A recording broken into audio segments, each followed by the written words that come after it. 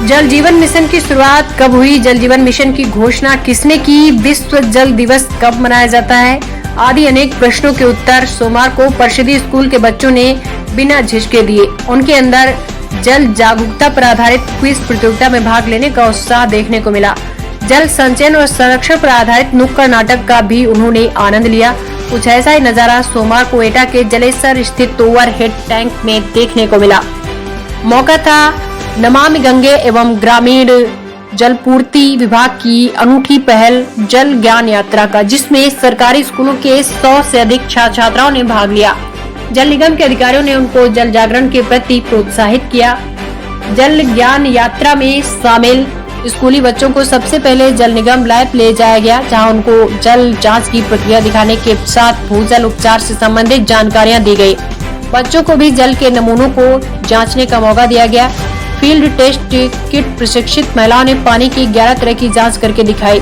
स्कूली बच्चों को शुद्ध पेयजल सप्लाई से भरपूर जलेसर गांव घुमाया गया।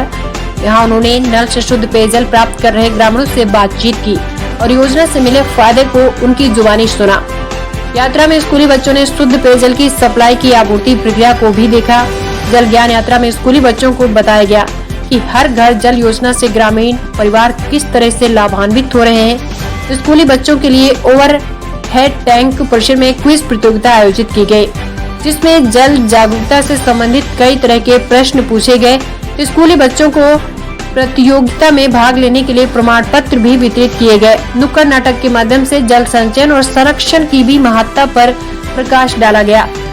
हम लोग जनपद में जल जीवन मिशन कार्यक्रम के अंतर्गत गांव-गांव में पेयजल योजनाओं का अधिष्ठापन निर्माण का कार्य कराया जा रहा है।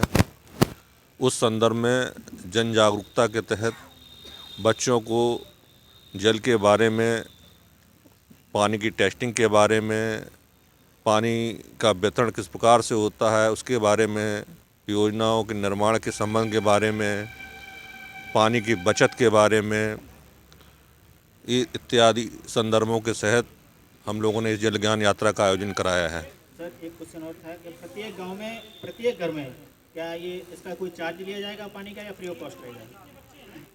ये अभी जब तक योजना का निर्माण कार्य पूरा नहीं होता है और उसका ट्रायल एंड रन पूरा नहीं होता है, तब तक कोई भी शुल्क नहीं लिया जाएगा।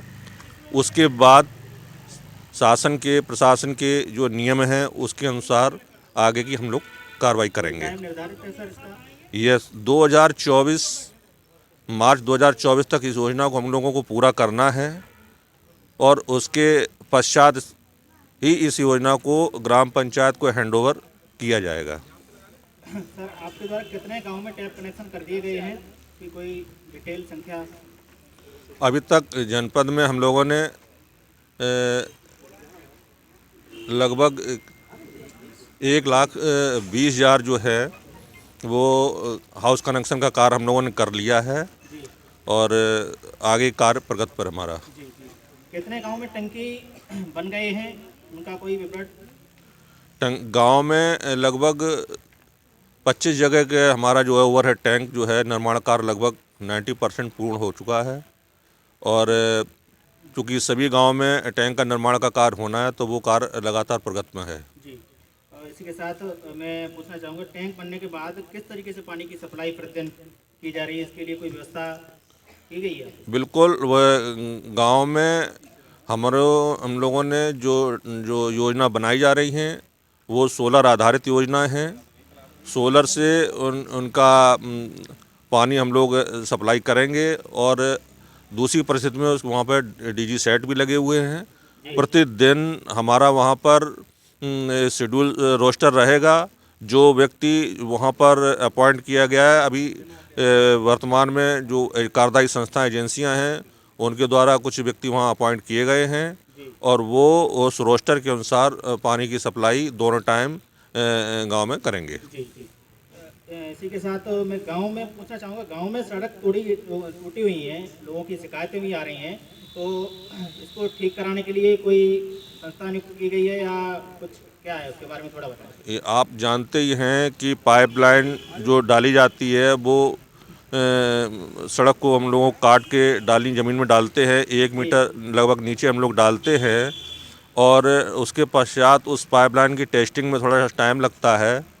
उस टेस्टिंग के पश्चात जो है हम लोग उसको मट्टी डाल के मोटरेबल बना देते हैं जी और तत्पश्चात ग्राम पंचायत में कनेक्शन का काम ही हमारा लगातार चलता रहता है। जी तो वो कनेक्शन के कार्य पूर्ण होने के साथ साथ हम लोग उस योजना जो रोड हम लोगों ने काटी हैं, जिस प्रकार की रोड पूर्ववत होती है उसी प्रकार की बनाने की जिम्मेवारी संस्था की है और वो हम लोग बना रहे हैं। यदि कहीं कोई शिकायत प्राप्त होती है तो हम उसको पे तत्काल प्राथमिकता पे कार्रवाई करते हैं। जी।